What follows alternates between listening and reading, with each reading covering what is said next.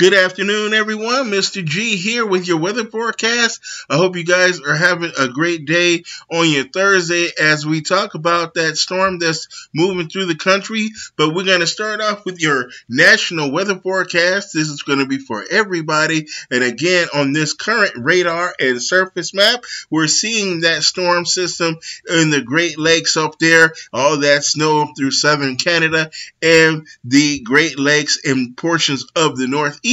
That snow is going to be moving toward the northeast, but this very dynamic storm also has a lot of warm air being drawn in off of the Gulf Stream, as it's a very powerful low. So we're seeing a lot of warm air being drawn in toward the center. So we're seeing a lot of rainfall through portions of the northeast as well, along with those high winds. As you can see, those tight isobars as that high wind is blowing out of the northwest across the plains and the Midwest today. And then on the west coast, we have a new storm system that's moving onshore, that's spreading some snow across the northern Rockies and the Cascade Mountain Range into the Pacific Northwest, with a few scattered snow showers intermixed throughout the Great Basin and down into the Four Corners. We're seeing some snow showers as well, and a spot of snow over northern Texas. As we take a look at current temperatures across America, it is extremely cold. These are actual air temperatures. This is not wind chill. So we're seeing those temperatures, a lot of negative temperatures and below zero temperatures out there across the plains and the Midwest. And so we're seeing temperatures into the single digits, even down into the south. A lot of teens as well. It doesn't really warm up until we hit Florida, where we're seeing at 57 down there near Jacksonville, with a 75 in Miami. 50s across the southwestern deserts and into Southern California. But we're seeing those temperatures into the 20s and the near 30 degrees in the Pacific Northwest as well. Here we are with those current winds that's blowing across America and through the Midwest there, from Minnesota down through Iowa, Indiana, Illinois, and Ohio. We're seeing those temperatures with those wind speeds in the 40s, so 40 to 50 miles per hour winds, and we're seeing those winds 50 to 60 through portions of upstate New York. So a lot of winds out there blowing that snow around, making it look cloudy, but it's not cloudy. It's really snow high up in the air. It is being blown around. It's a very interesting situation, and kind of creepy to look at all of that snow that's blowing around across the country right now. And here we are as we take a look at that weather across the Northeast. Here is our snow through portions of Pennsylvania and upstate New York. And we also see that rainfall through Massachusetts, Vermont, New Hampshire, and even into southern Maine. But we're seeing that snow convert over to freezing rain over there in northern Maine. So we're seeing that conversion taking place, as that warm air is also being drawn well into the center of circulation. Here we are to take a look at our forecast for tomorrow across America. And here we are as we're taking a look, and we're seeing that snow, some heavy snow across the upper peninsula of Michigan and the boot of Michigan. We're seeing some heavy snow over western Michigan, heavy snow over upstate New York, Watertown, and Buffalo, where we're seeing some lake effects to this snow as well. We're seeing freezing rain across the northern high plains, the northern Rockies, rain down in the valleys of the Pacific Northwest, Oregon and Washington. So Portland and Seattle will see some rain showers tomorrow, as well as some freezing rain into the interior of Oregon and Washington, and some rain and snow mix over the Rockies.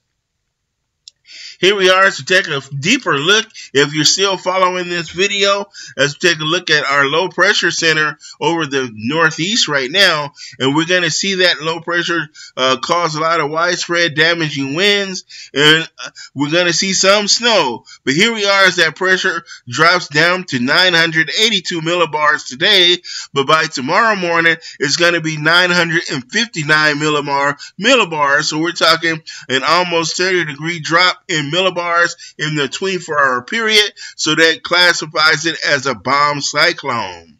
All right, as we look at our snow forecast of snow yet to fall for this storm, we are looking at least 24 to 36 in the Niagara Falls and Buffalo area, and 36 to 48 in the Watertown area. So we're seeing a couple of spots there with that lake effect of that heavy snow, but we're going to be seeing about 5 to 8 inches in general across upstate New York, from Binghamton to Syracuse, Oswego, and Bath. So some of these areas of upstate New York and Pennsylvania can see an additional 5 to 8 inches of snow.